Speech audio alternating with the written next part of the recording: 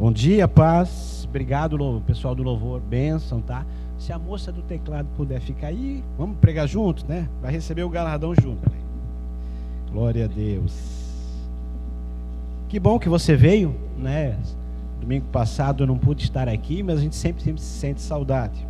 Estava lá com meu pai, que fez 90 anos de idade, né? Então, tinha que estar lá, né?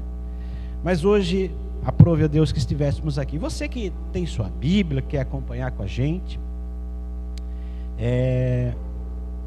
a palavra que vai ser ministrada vai ser em 2 Crônicas, capítulo 20, e apenas o verso 20. O título do sermão, para você que gosta de anotar, é Duas decisões que mudam o nosso destino. Vou repetir. Duas decisões que mudam o nosso destino. E diz a palavra de Deus: e pela manhã cedo, né? Se levantaram e saíram ao deserto de Tecoa. E ao saírem, Josafá se pôs em pé e disse: ouvi-me, ó Judá, e vós, moradores de Jerusalém. Crede no Senhor vosso Deus e estareis seguros. Repita comigo. Crede no Senhor vosso Deus e estareis seguros. Aí depois ele continua: crede nos seus profetas e prosperareis. Repita também. Amém. Você pode se assentar. Então você está percebendo que segurança, cuidado de Deus, é crer em Deus. Mas prosperidade, bom êxito, ir bem na vida, a gente precisa ter um profeta, ter alguém para nos instruir, para que haja prosperidade. Segurança, Deus é com Deus, a gente crê em Deus. Mas muitas pessoas não prosperam porque não escutam conselhos, não estão debaixo de uma palavra profética. E é sobre esse tema que hoje eu quero discorrer alguns minutos com vocês. Mas eu quero dar um apanhado geral no capítulo 20, o que estava acontecendo nesse livro de 2 Crônicas. Nesse livro de 2 Crônicas, é narrado sobre uma guerra de 3 exércitos que marchavam contra Judá. O cenário era desesperador. Não havia estratégia militar suficiente, não havia força suficiente, não havia saída humana. Era impossível militarmente Judá vencer aqueles 3 exércitos. Aqueles 3 exércitos, eles eram soldados treinados para matar, eram pessoas que numa guerra eles matavam e roubavam os despojos, eles vinham para aniquilar Judá. Então Josafá convoca o povo a jejuar e orar. Que interessante, né? Em vez de Josafá se desesperar, claro que ele teve medo, claro que ele ficou preocupado, mas ele toma uma atitude interessante. Ele convoca o povo a orar e jejuar. E ele mesmo começa a orar. Ali nesse capítulo fala da sua oração. Ele lembra a oração que Salomão fez quando inaugurou o templo, que se o teu povo clamar nesse templo, o Senhor vinha e ia socorrer dos céus contra os inimigos, né, que ia dar chuva no tempo certo. Ele começa a lembrar aquela oração de Salomão. E ele também não só entra nessa oração de Salomão, ele começa a lembrar que Deus prometeu que aquela terra era do seu povo. Não que Deus se esqueceu, mas ele lembra a oração que Deus, aliás, a promessa que Deus fez para Abraão. E ainda termina a oração dizendo: olha, quando Josué invadiu as terras, ele não matou o povo de Edom, que eram os descendentes de Esaú, ele passou para o lado, e agora essa é a paga que eles querem dar para nós. Então ele lembra a Deus de todas as coisas que aconteceram, e essa oração teve legalidade. E o interessante, igreja, é que ele acabou de orar, havia um profeta no meio do povo como vocês. Imagine Josafá orando aqui na frente, e a congregação reunida, e havia um profeta chamado Jaziel, cujo nome, olha só que interessante, significa Jaziel: contemplem, o Senhor chegou, aleluia. E quando Jaziel está no meio do templo, Josafá ora, o Espírito de Deus, diz a palavra de Deus, se apoderou de Jaziel, e Jaziel se levanta e profetiza que nessa guerra o povo não precisava lutar, aleluia, porque o próprio Deus ia lutar por ele, aleluia. Glória a Deus. Então Josué e o povo adoram a Deus, se prostram, e Josué consulta os chefes. Olha que interessante, ele consulta os chefes das tribos e coloca o coral na frente, coloca o grupo de louvor na frente, aleluia. Ele diz: já que eu não vou ter que lutar, eu vou adorar, porque a vitória é nossa. E Deus, enquanto, olha que interessante, e agora o grupo de louvor aí, olha só o que acontece quando a gente louva. Diz a palavra de Deus que enquanto eles começaram a adorar e louvar a Deus, Deus colocou um espírito de confusão nos 3 exércitos inimigos, e eles começaram a brigar entre si. Eu quero dizer que quando a gente começa a adorar, parece que é só uma música, parece que é só um louvor, parece que é apenas, né, uma coisa que sai dos nossos lábios. Não é assim. Deus começou a agir no louvor, aleluia, e os exércitos se destruíram. Eu quero dizer que quando eu e você começamos a adorar a Deus, começamos a dizer: Senhor, Tu és bom, eu quero cantar para Ti, eu quero Te adorar, Deus começa a entrar em nosso favor e destruir os nossos inimigos, aleluia. E a Bíblia diz que eles levaram mais de 3 dias para saquear essa riqueza. Aleluia. Então eles não só se destruíram, mas sobrou tudo aquilo que era os despojos de guerra, armaduras, né? Armas de guerras e também riquezas, porque esses soldados eram bandidos, eles roubavam as nações vizinhas, então eles tinham muitas riquezas. Então eu quero dizer para você que quando a gente luta com as armas certas, porque isso aqui não tem nada a ver com apenas uma história, tem a ver com batalha espiritual, né? Então primeiro vem a segurança, depois vem a prosperidade. Jamais Deus promete prosperidade antes de segurança. Ninguém prospera verdadeiramente vivendo longe da vontade de Deus. Então eu quero compartilhar com vocês algumas coisas interessantes nesse texto.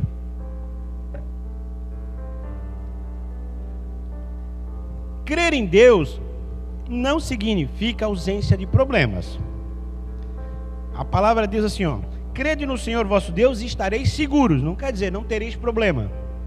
Tanto é que a Bíblia diz: no mundo tereis aflição, mas crede em mim, porque eu venci o mundo e vós vencereis também, né? Então, problemas, queridos, nós vamos ter. Você sendo cristão, você não sendo cristão, os problemas estão aí.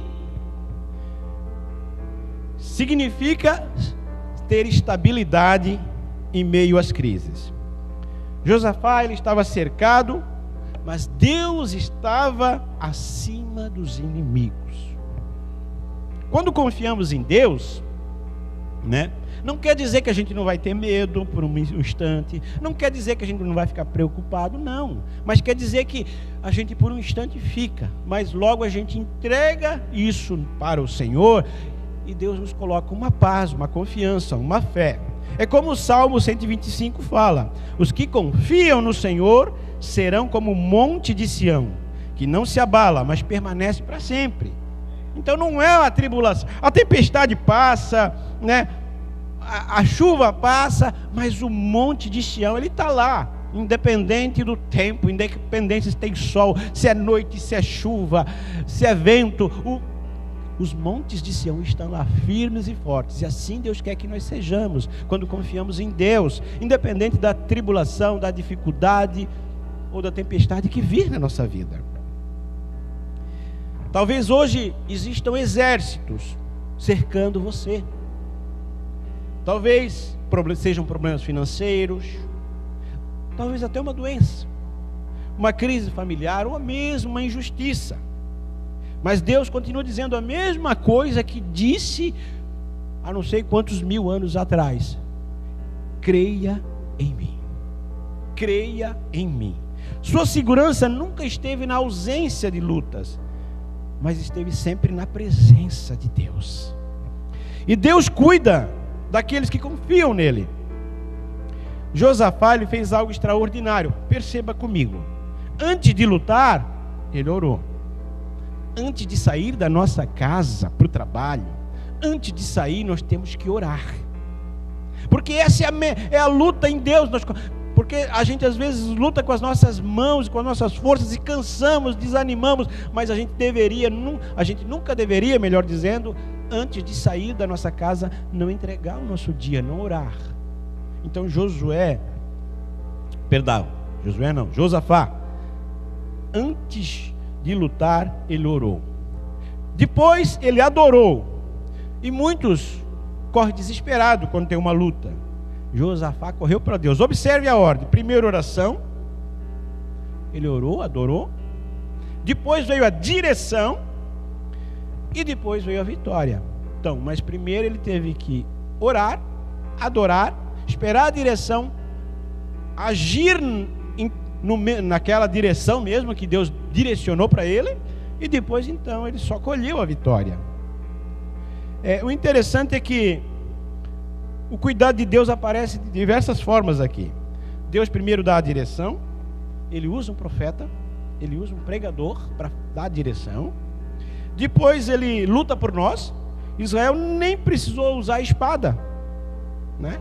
E depois Deus transformou aquela crise em testemunho. Se você ler o capítulo inteiro, você vai perceber que aquele vale, ele chama-se o Vale Beraca, o Vale dos Presentes, porque houve tanta bênção, houve tanta riqueza, houve tanta coisa para ajudar a pegar ali, que aquilo que era para ser justamente a derrota, a exterminação daquele povo, foi justamente o maior milagre, a maior bênção que podia acontecer, aleluia. E eu quero profetizar para você, talvez essa situação que você está vivendo, que parece ser o teu fim, que parece ser a tua derrota, que não tem mais jeito, é justamente nessa luta que Deus vai te honrar, que Deus vai te levantar, e que você vai dizer um testemunho, vai contar um testemunho de grande vitória, em nome de Jesus. Glória a Deus. Deus nunca abandona aqueles que colocam a confiança nele. Então, segurança, cuidado, vem de crer em Deus. Quando você crê em Deus, né, você crê em Jesus, Deus vai cuidar de você. Amém? Mas, muitas vezes eu não consigo prosperar. Até Deus cuida de mim, Deus cuida da minha casa, eu percebo que parece que a minha vida, tudo bem, vai, mas eu não consigo avançar, eu não consigo desfrutar, eu não consigo usufruir daquilo que Deus tem para mim. Por quê?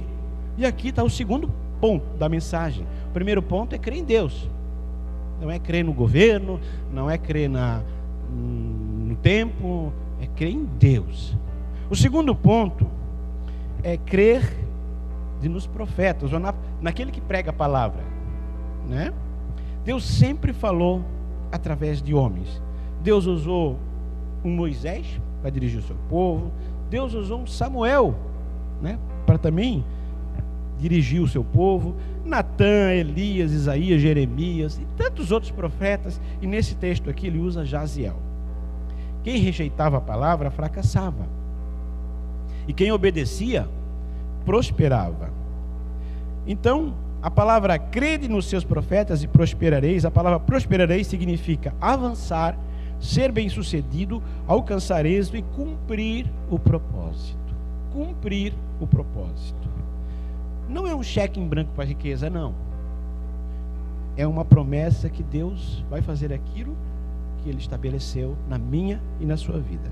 E ainda hoje, Deus, Ele continua falando conosco. Hoje, claro, a maior autoridade é a palavra de Deus. Se um homem de Deus seja eu, seja pastor Adriano, qualquer outro pastor que pregar aqui, não pregar segundo a palavra de Deus, né? Está errado. Nós temos que ser que nem o crente bereano. A Bíblia diz que os crentes bereanos, o pregador pregava, Paulo pregava, e eles iam lá conferir nas escrituras se eram assim. Então tudo que nós falarmos aqui, confira nas escrituras. Se tiver validade na escritura, está valendo para mim e para a sua vida. Caso não tenha, está errado. Então, e Deus ainda continua levantando hoje pastores, mestres, líderes, para ensinar a palavra. Nós estamos aqui ensinando a palavra, porque também somos ensinados pela palavra, né? E eu não tenho como não deixar de falar isso. Nesse ano, foi um ano de reflexão para nós como Igreja Calvário. No dia 1º de fevereiro, inclusive eu preguei no domingo aqui, e logo depois que eu saí do culto, eu recebo a notícia que o nosso querido e amado pastor Gilmar tinha partido para a eternidade. E no domingo passado, claro, todos vocês sabem, o pastor Marcos acaba também indo para Jesus. Então eu tive o privilégio, eu falava lá na intercessão, de ser discipulado, igreja, por esses dois homens.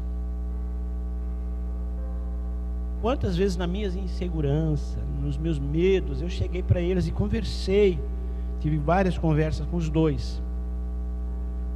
E o pastor Gilmar, por exemplo, ele me deu alguns conselhos que eu ainda até hoje sigo, e dá certo. Uma das frases que ele disse para mim, eu anotei no meu caderno. Vocês percebem que às vezes quando um pregador fala, eu fico anotando, para não esquecer. Ele disse assim: o que o certo e o errado não resolvem nada, servem apenas para achar um culpado e condenar alguém. Quem está certo, quem está errado. O que resolve é o amor, porque o amor muda tudo e ele cobre uma multidão de pecado. Forte isso, né? Às vezes nós estamos lá em casa querendo dizer quem está certo, não, porque eu estou certo, tu estás errado, para o ego da gente prevalecer. Isso não resolve nada. Se você quer estar sempre certo, você nunca vai ser feliz. Você já deve ter ouvido isso. E se você quer ser feliz, nem sempre queira estar sempre certo, porque as pessoas querem dizer que elas estão certas, que elas sabem mais, que a outra está errada. E às vezes o que resolve, queridos, é o amor. A gente precisa amar. Então foi uma das frases que ele sempre dizia. Outra coisa que ele dizia para mim, que eu anotei, eu quero compartilhar com vocês, que a alegria é a vitória antecipada para os problemas e sobre o inimigo. Quando você se alegra, ele pregava muito sobre isso. Você não está nem dando bola porque o inimigo está fazendo a tua vida. Você está dizendo: eu sei, isso aí vai passar. Eu estou vendo lá na frente, eu não estou olhando para isso não, eu estou olhando lá na frente, eu já sei que isso aí vai ser só um testemunho para mim, vai ser só uma coisa para eu contar como Deus foi bom na minha vida. Outra coisa que ele dizia, uma vez eu estava com um problema, passando por uma dificuldade, ele olhou para mim bem nos meus olhos e disse assim: Sérgio, você é fiel a Deus?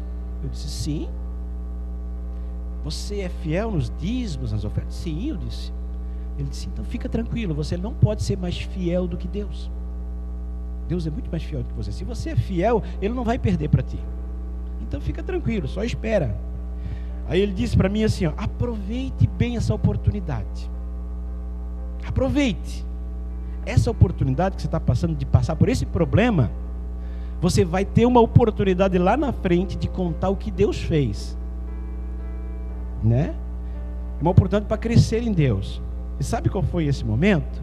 Foi um momento, igreja, que eu acabei, a culpa não foi da pessoa, foi minha. Eu acabei dando um crédito para umas pessoas, e era 60 mil reais na época. Para mim era bastante dinheiro. 60 mil reais. E a pessoa não pôde me pagar. Não é que ela não quis, ela não pôde, ela se atrapalhou. Mas a Bíblia fala, não deve ser fiador. E aquilo acabava criando uma animosidade entre nós, eu e minha esposa, e aquelas pessoas, né?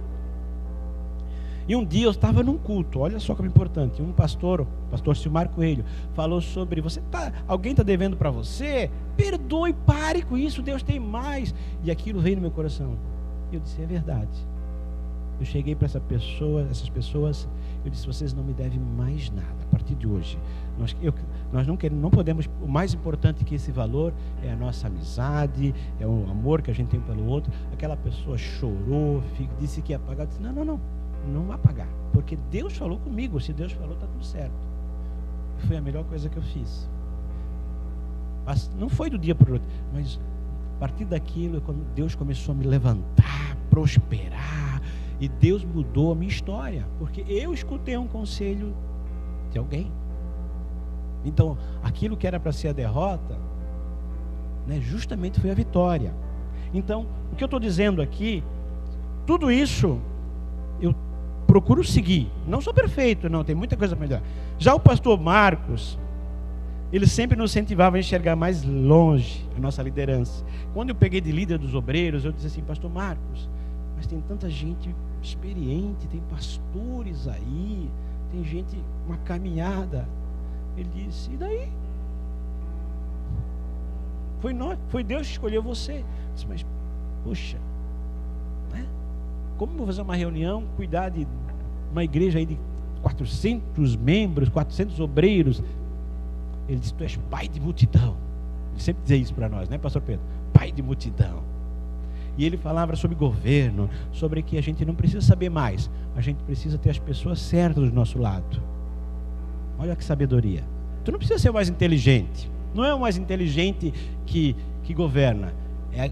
É aquele que tem as pessoas certas do lado para ajudar a governar, porque tu não vai fazer sozinho. Então essas dicas foram valiosas para mim. Esses 2 mensageiros não estão mais entre nós, mas as mensagens estão. Eu estou compartilhando com vocês. É a mesma mensagem que eu ouvi. E eu procuro, né, repassá-las. Então, quando a gente escuta com humildade uma direção bíblica, a gente evita muito erro. Nós tomamos as melhores decisões. As nossas famílias ficam mais fortes. Administramos melhores nossos recursos. E com certeza vamos fazer as escolhas mais sábias. Essa é uma prosperidade que alcança todas as áreas da nossa vida. Mas então, como fazer que os nossos projetos prosperem? Então, antes de executar, nós precisamos ouvir. O que aconteceu com Josafá? Ele precisou ouvir uma direção. Confia no Senhor, Provérbios 3, 5, 6. Confia no Senhor de todo o teu coração e não te estribes no teu próprio entendimento. Ou seja, o que eu penso vale muito menos do que a palavra de Deus fala. Reconhece em todos os teus caminhos e Ele endireitará as tuas veredas. Então, se eu reconheço, eu vou perceber que eu preciso endireitar caminhos. Não estou andando tão certo. Então, eu tenho que reconhecer que eu sou falho, que eu ainda não estou pronto e que eu preciso da palavra. E a mesma coisa no Salmo 127, no versículo 1 diz, se o Senhor não edificar a casa, em vão trabalham os que edificam. Se o Senhor não guardar a cidade, em vão vigia a sentinela. Não é com a tua força, com a força do teu braço. Você precisa colocar em Deus. Porque quantas vezes a gente sai de casa com um planejamento e aquilo não dá nada do nosso planejamento, não é, Odair? A gente hoje vou fazer isso, aquilo. Daqui a pouco, quando olha, tudo diferente. Você não sabe o que vai acontecer daqui a 1 hora, né? Quando os projetos fracassam, é porque não foram apresentados a Deus. O próprio Josafá, se você ler mais na frente, ele fez aliança com o rei de Israel e ele construiu vários navios. E Deus usou um profeta e disse, eu não estava nesse negócio, eu não pedi para você se aliançar com o outro. E os navios nunca saíram do lugar. Ele perdeu aqueles navios, nunca chegaram a navegar. Projetos errados, não foram apresentados diante de Deus, né? Então, a gente precisa apresentar os nossos projetos a Deus, porque acima do natural existe o sobrenatural. Por isso que a palavra é sobre o natural. Então nós estamos às vezes vendo no natural, mas existe um sobrenatural. Acima da terra existem os céus. Acima dos meus pensamentos e os teus pensamentos existem os pensamentos de Deus. Nossos caminhos existem os caminhos de Deus. E é por isso que em Lucas 11, no versículo 21 e 22, quando se fala de guerra espiritual, que é o caso aqui, olha que esse princípio importante, aprenda isso. Quando o valente, está aqui a palavra, é isso, né? Quando o valente guarda armado a sua casa em segurança, está tudo quanto tem. Mas, sobrevindo um outro mais valente do que ele, vencendo, tira toda a sua armadura em que confiava e reparte os seus despojos. Olha que princípio espiritual importante. Quando você está fora da direção de Deus, é bem fácil você perder uma batalha espiritual. E na batalha, não é só vencer o inimigo, é pegar os despojos. Quantas vezes eu já ouvi muita gente dizer, eu tinha isso, eu tinha aquilo, e perdeu. Porque às vezes não lutou com as armas certas, por falta de conhecimento ou sabedoria, e acaba perdendo muitas coisas, como foi o meu caso. Eu fui fiador, eu não lutei, eu não deveria ter seguido o meu coração. Não se estribes no teu próprio entendimento. Eu deveria ter apresentado isso para Deus, não é verdade? Então a gente perde muita coisa por não apresentar os nossos projetos a Deus. Então muita gente perde, porque quando o inimigo te vence, ele não só vence uma guerra, ele tira o que é teu.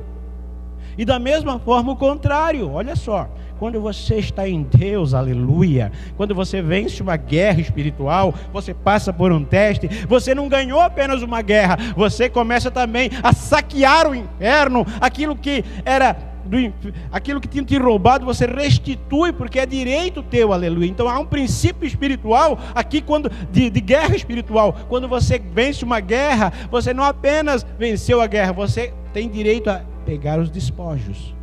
Amém? Foi isso que aconteceu com Josafá. Ele não apenas venceu uma guerra, ele ficou rico. Eles ficaram ricos. Então é um princípio espiritual. E é por isso que a gente tem que ter uma fé que produz obediência. Perceba um detalhe impressionante. Josafá colocou o coral na frente do exército. Humanamente era absurdo. Como que alguém vai guerrear? Vocês, o pessoal do louvor, imagine que tivesse uma guerra, né? Aí o pastor Jacques dissesse, não, sabe quem que nós vamos colocar na frente? Vocês aí, ó. Vocês dizem, nossa, nós vamos morrer primeiro? Que coisa é essa? Não. Então, humanamente era absurdo, né? Mas isso já tinha sido feito lá com Josué antes também, já tinha sido feito com Gideão também, né? Mas enfim, agora espiritualmente era perfeito. A fé sempre gera atitudes. Eles cantaram antes da vitória. Olha o que o pastor Gilmar nos ensinou: adorar, alegria antes, mesmo na tribulação. Está aqui, ó, que eu acabei de falar para vocês, compartilhar, né? Adoraram antes do milagre, confiaram antes de enxergar, e Deus confundiu os inimigos. Às vezes a lógica humana, ela não nos permite avançar em fé, porque às vezes a lógica diz, aliás, a palavra diz perdoe, quando você tem o direito de cobrar alguma coisa. Você não foi o errado, você está certo, mas o que eu falei, o certo e o errado não resolve nada. O que resolve é o amor. Mas eu estava certo, não é eu que tenho que pedir perdão, porque eu estava certo. Então fica com a tua certeza e fica de inimigo com os teus inimigos. Às vezes é melhor tá certo, mas ir lá e se humilhar e consertar a situação, do que querer resolver com a tua convicção, né? Esperar, muitas vezes não é o tempo certo. Semear para depois colher. Servir e principalmente persistir, né, Oda? Persistir. Eu falo com o Oda porque o Oda estava me dizendo, o pastor Gilmar disse, não, tu não pode parar, tu não pode persistir. Por isso que o pastor Vidimar também sempre diz, não pare, prossiga em conhecer o Senhor. Todo dia eu recebo aquele WhatsApp lá, né? Quem crê obedece, e quem obedece experimenta a fidelidade de Deus. E caminhando para o final aqui, já estamos encerrando. Imagine uma ponte suspensa sobre um enorme abismo. E 2 homens chegam até ela. Tem uma ponte. Aí o primeiro olha para essa ponte, tem um abismo. Imagine que aqui seja o abismo, e a ponte vai até lá no final, até lá na galeria, lá lá em cima onde está o Jean. Aí o primeiro olha e diz: eu acredito que essa ponte aguenta. Mas ele não coloca o pé. Ele sai. Ele só fala. Ele diz que acredita, mas não coloca o pé. Aí o segundo olha e diz: não, eu acredito. Coloca o primeiro pé, coloca o segundo pé e vai e atravessa. Qual é a fé eficaz? Aquele que fala que acredita? Ou aquele que coloca o pé e segue pela ponte? Então essa reflexão é para mim, é para você. Falar que tem fé é uma coisa, mas quando a tribulação chegar, você vai ter que provar a tua fé. George Miller, um pregador do século XIX aí, ele resolveu montar cuidar de crianças. E foram milhares de crianças que ele cuidou. Mas ele fez um propósito com Deus, que ele não ia pedir dinheiro, ele ia pedir para Deus. Mas ele queria manter aquele orfanato. E chegou um dia, os que estavam com o George Miller disseram assim: George, hoje não tem nada para as crianças comer. E agora?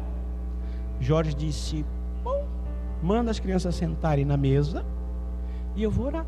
Eu vou falar com quem pode mandar. E ele chegou e disse: Senhor, eu estou firme no meu propósito. Eu estou fazendo esse propósito com uma direção tua, para ensinar a palavra a esses pequenos, esses órfãos. Então agora eu já te agradeço pelo tua provisão. E quando ele acabou de fazer essa oração simples, bate na porta. Aqui o orfanato do pastor George Miller disse isso. Ele disse: pois é, eu sou um padeiro e essa noite eu me acordei e o Espírito Santo mandou eu cozinhar, assar os pães. Eu fiquei a noite toda assando pães para vocês. Então eu recebo esses pães. Aí eles falam: mas e o que eles vão tomar? Não tem nada para tomar. E nessa mesma hora, acabaram de falar isso, uma carroça cheia de leite quebra uma roda em frente ao orfanato. E o leiteiro diz assim: olha, bateu, disse: vocês, o que é aqui? Ele disse: aqui é um orfanato de crianças. Ele disse: ó, vocês não querem um leite? Porque eu não consigo mais sair daqui, quebrou a carroça. Então esse leite vai estragar se eu não entregar. Então vocês não querem ficar com isso, senão eu vou ter que jogar fora. Ele disse: amém. Veja bem, antes dele orar, Deus já tinha falado com o padeiro. Antes, ele nem tinha chegado a orar, já tinha falado com o padeiro e já até preparou uma carroça para quebrar, para abastecer o orfanato. Esse é o cuidado de Deus. Se a gente crê e não se desviar do propósito, Deus, ele prepara todas as coisas. E quando a gente passa por uma tribulação, ali que Deus conhece o teu coração, porque Deus já sabe antes de você passar, depois e tal. Eu lembro que, eu já contei isso, mas é só para dizer que a gente não está aqui, não é melhor do que ninguém, a gente também erra e está precisando aprender muita coisa. Mas algumas coisas na caminhada a gente já aprendeu. Eu lembro que quando o meu filho estava na UTI por 14, 15 dias, as pessoas diziam: como é que tu consegue trabalhar? Porque eu fui trabalhar. Eu saía durante o trabalho para ir no hospital, mas eu ia. Eu dizia: mas eu acredito que Deus está cuidando. Eu digo assim: mas põe a tua cabeça. Eu disse assim: uma coisa que eu aprendi na minha vida: um coração atribulado e perturbado não consegue ouvir Deus. Eu tenho que descansar. E eu entreguei para ele. Eu disse: ainda que o Senhor quiser levar, o que eu vou fazer? Mesmo assim, o Senhor sabe que se ele salvar meu filho, ele é Deus. Se ele não salvar, ele também é Deus. Porque antes de ser meu filho, é filho dele. Se o Senhor quiser levar de volta, foi o Senhor que me deu. O Senhor pode tomar. Então essa era a minha paz que eu tinha. Porque independente do que acontecesse, eu sabia que Deus ia fazer o que era certo. E eu não ia questionar Deus, eu ia apenas adorá-lo. Pela cura, que é como aconteceu. Ou se ele levasse, eu ia adorá-lo, porque ele era Deus. Eu ia agradecer por esse tempo que o Senhor deu esse filho para eu viver. Então a gente tem duas maneiras de enxergar a vida: reclamar até de Deus, dizer que Deus não sabe o que faz, ou agradecer, como a gente acabou agora esses anos perdendo dois grandes homens, perdendo não, devolvendo para o céu, né? Dois grandes homens de Deus, o pastor Marcos e o pastor Gilmar. Mas a gente pode agradecer por todo esse tempo que o Senhor deu para que eles pudessem nos ensinar e hoje replicar um pouquinho do que a gente aprendeu. Daqui a pouco vão outros, porque crente morre, né? Ou você acha que crente não morre? Morre, gente. Onde é que estava Deus que não salvou? No mesmo lugar. Vai ter um dia que eu não vou mais estar aqui, você não vai mais estar aqui, mas a gente vai estar num lugar muito melhor. Glória a Deus. Então, queridos, a provisão de Deus chega exatamente na hora certa. Chega exatamente na hora que tem que chegar. E perceba como é que é o diagnóstico para você perceber que Deus está agindo. Normalmente, o primeiro diagnóstico de uma situação é desesperador. Olha, o exército vai aí acabar com Judá. São 3 exércitos. O exército deles é muito maior do que o teu. Então, primeiro momento, a primeira oportunidade para você testemunhar um grande milagre é receber uma notícia desesperadora. O medo, ele pode vir, não há problema, a gente é ser humano, né? Mas o medo não pode persistir. A gente tem que trocar o medo pela fé, pela coragem.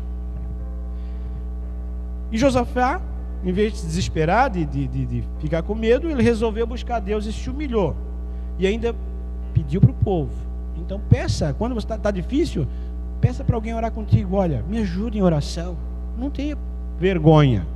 Está difícil, eu estou orando, mas eu queria que você me ajudasse. Peça para a igreja. Por que a gente ora por aqui às vezes, né?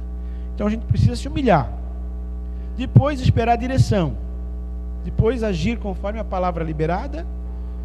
E mesmo que parece sem lógica, parece que você vai perder, se a palavra liberada foi isso, faça. Deus, ele sabe o que faz lá na frente. Então ele teve vitória contra os teus inimigos. Então a primeira verdade que nós aprendemos nesse culto é que crer em Deus produz segurança. E a segunda verdade, crer na palavra de Deus, que Deus fala, produz prosperidade verdadeira. Segurança sem prosperidade gera uma vida acomodada. Muitas vezes a pessoa ela está acomodada porque ela só quer que Deus cuide, mas ela não dá o passo de fé. Lembra da historinha da ponte? Ele não dá o passo de fé. Agora, também prosperidade sem segurança, só eu viver trabalhar que nem um doido, gera uma vida instável. Porque eu não tenho tempo de desacelerar. Eu estou muito acelerado.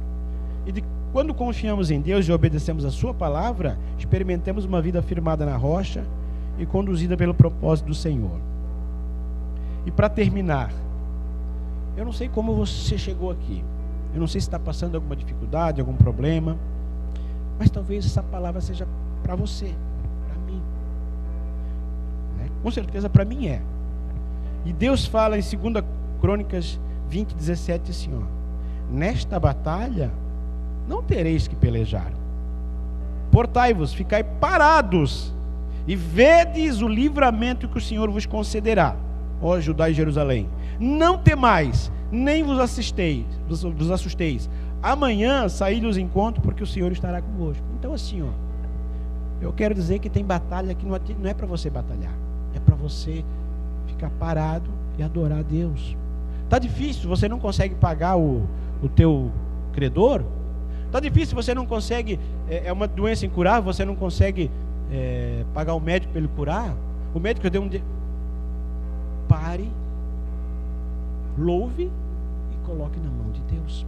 O que tiver que ser, vai ser. Não é verdade? Então assim, ó, mas você não, uma coisa que você não pode perder é a tua fé e a tua paz. Perdeu a fé, perdeu a paz. Senhor, porque fala sério. Uma hora nós vamos para a eternidade. Diga assim, ó, ninguém quer morrer amanhã ou agora. Mas se o Senhor chamar, e daí a gente vai para um lugar muito melhor. Se nós ficar aqui, gente, olha só, vamos olhar para o ponto de vista celestial. Se nós ficar nessa terra, pensa comigo, quem está salvo? É uma bênção, porque a gente pode compartilhar a comunhão, a gente pode pregar a palavra, a gente pode ouvir a palavra, a gente pode cuidar da nossa família, a gente pode ver a posteridade. Mas se o Senhor levar, vai ser muito melhor também. A gente vai ver, né, porque lá a gente vai ter uma família muito maior, não vai mais ter sofrimento, não vai ter angústia, porque a gente vai estar com Deus. Então, de qualquer maneira, nós já somos vencedor e mais do que vencedor. Gente, por isso que eu termino a minha pregação hoje dizendo o seguinte, porque eu estou certo. Lá está em Romanos 8, capítulo 38, porque eu estou certo que nem a morte, nem a vida, nem os anjos, nem as potestades, nem os principados, nem a altura, nem profundidade, nem o presente, nem o porvir, nada nos separará do amor de Deus que está em Cristo Jesus. Então assim, não é a dificuldade, não é uma morte, não é uma tribulação, não é uma luta espiritual, nada disso vai impedir o amor de Deus por mim e por você. Deus ama a gente, ponto final. Eu sou amado, eu sou escolhido por Deus, e o que tiver que acontecer na minha vida ou na sua vai acontecer. Não fique ansioso pelo dia da manhã, aprenda a entregar para Deus as coisas e deixa o que tiver que ser, vai ser. Quem que pode mudar o amanhã? A gente pode fazer para colher amanhã, mas mudar é só Deus que pode. Então eu te convido a ficar de pé. Quero orar por você, quero estar sensível à direção de Deus. Glória a Deus. Eu não sei como você chegou aqui, talvez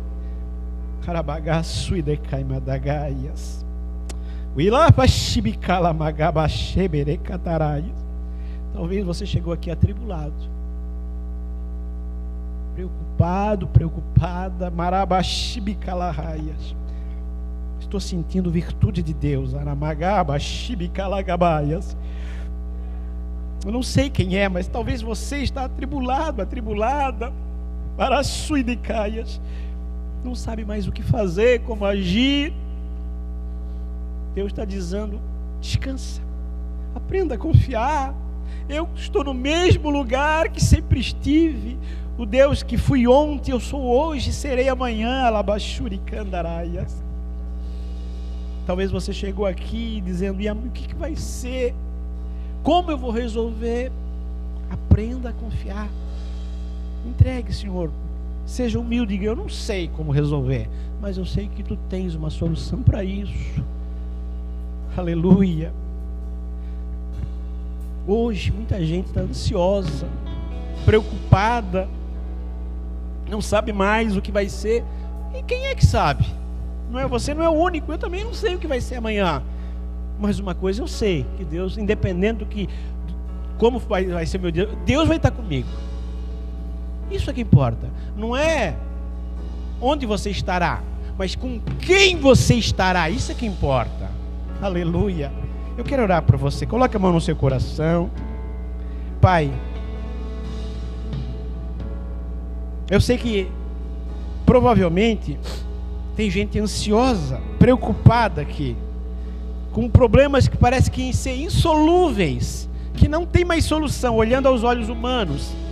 Mas assim como esse texto nos ensina que não tinha como Josafá ganhar essa guerra, não tinha. O Senhor levantou um profeta. O Senhor levantou um Jaziel, que significa, contemple, o Senhor chegou, aleluia. Eu peço que Tu chegue agora nesse ambiente, começa a ministrar no coração dessa pessoa, começa a falar com ela, faça com que ela aprenda a confiar, aprenda a entregar, porque, como diz a Tua palavra, entregue o teu caminho ao Senhor, confia nele, e o mais Ele fará, e o mais Ele fará, e o mais Ele fará, Senhor, independente da causa, seja um problema financeiro, seja um problema familiar, seja uma doença, seja qualquer problema, tu estás acima dos problemas, porque tu não és um Deus das causas apenas naturais, tu és um Deus das causas sobrenaturais, Pai. Eu agora, Pai, se alguém precisa de cura, em nome de Jesus eu declaro agora, receba a tua cura. Se alguém precisa, Senhor, que algum familiar seja tocado agora, lá na casa desse familiar, toca agora, em nome de Jesus. Manda anjo se for necessário, faz do jeito que tu sabes, do jeito que tu queres fazer, Pai, em nome de Jesus. Se alguém está com problema na família, no casamento, nas finanças, Pai, começa a vir com a tua provisão, com a tua proteção, em nome de Jesus. Enquanto o louvor canta agora, comece a adorar. Lembre que quando nós adoramos, a gente vence os inimigos, Deus começa a colocar vitória na nossa vida. Então, enquanto isso, feche teus olhos e adore ao Senhor.